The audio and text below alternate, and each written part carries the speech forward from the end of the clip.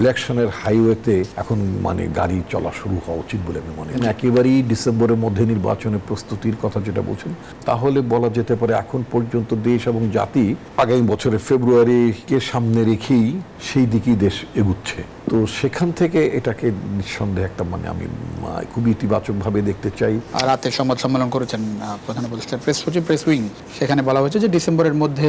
সব ধরনের, বিশেষ করে আইন শৃঙ্খলার বাহিনীকে সব ধরনের প্রস্তুতি রাখার নির্দেশ দেওয়া হয়েছে জাতীয় নির্বাচনকে সামনে রেখে, এবং একই সঙ্গে এখন থেকে নিরাপত্তা যাতে মানে কঠোর হস্তে দমন করে সেই নির্দেশনা দেওয়া হয়েছে। নির্বাচনের জায়গাতে তো আমরা এই ঐক্যমত্য কমিশনে যে আলোচনা সমালোচনা চলছিল, ঐক্যমতের জায়গাটা নানা রকম মত বিরোধ আমরা দেখছি, যখন নির্বাচন নিয়ে একরকম সংশয়ের কথা বলা হচ্ছিল, সেই জায়গায় এখন কি সংশয় কাটলো কিনা? নিঃসন্দেহে আপনার একটা পথ নকশার কথা বলা হয়েছে। মাননীয় প্রধান উপদেষ্টার সাথে আমাদের পার্টির ভারপ্রাপ্ত চেয়ারম্যান একটা মিটিং হলো,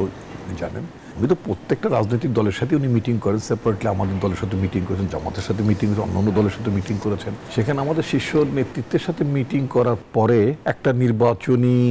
সময় মোটামুটি আমরা নিশ্চিত হতে পেরেছিলাম যে ফেব্রুয়ারি ফার্স্ট উইক অথবা সেকেন্ড উইকে নির্বাচনটা হওয়ার একটা সম্ভাবনা আছে। তো তারপরও নানা অংশীজনদের, বিশেষ করে বিভিন্ন রাজনৈতিক দল তাদের তরফ থেকে যে সমস্ত বক্তব্য বিবৃতি মাঝে মধ্যে আসলে বিভিন্ন নিত্য নতুন যে দফাগুলো স্থাপিত হচ্ছিল, যে এটা না হলে ওটা হবে না, ওটা না হলে এটা হবে না, ইত্যাদি ইত্যাদি, ফলে মানে এই ভোট বঞ্চিত মানুষ গত 17 বছর ধরে যারা ভোট দিতে পারছেন না, একটা নির্বাচিত সরকার থেকে যারা বঞ্চিত হয়েছেন গত 17 বছর, তাদের মধ্যে একটা সংশয় নিশ্চয়ই দেখা দিচ্ছিল, তাহলে কি মানে এই সমস্ত দফা দাবি উত্থাপনের মধ্য দিয়ে নির্বাচন বিলম্ব করার কোনো কৌশল আছে কিনা কোনো মহলে। তো এই সংশয়, উদ্বেগ, উৎকণ্ঠা থাকাটা তো অস্বাভাবিক ছিল না, বিকজ এটা ক্ষেত্র তো পলিটিক্যাল পার্টিসগুলোর মধ্যে কেউ না কেউ তো করেছে, এটা তো অস্বীকার করা যাবে না। But on the other hand সরকারের তরফ থেকে আজকে যখন মাননীয় প্রধান উপদেষ্টার বরাত দিয়ে যখন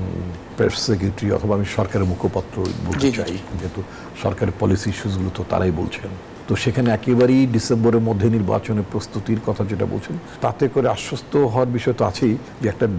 যদি ফেব্রুয়ারিতে যদি একটা ইলেকশন হয়, ফার্স্ট উইকে সেকেন্ড উইকে যদি একটা ইলেকশনের ডেট শিডিউলটা যদি ঘোষণা করে ইলেকশন কমিশন, নির্বাচন তো সাধারণত সরকার ঘোষণা করে না, সাধারণত ইলেকশন কমিশনে ঘোষণা করে থাকে। তো ইলেকশন কমিশনকে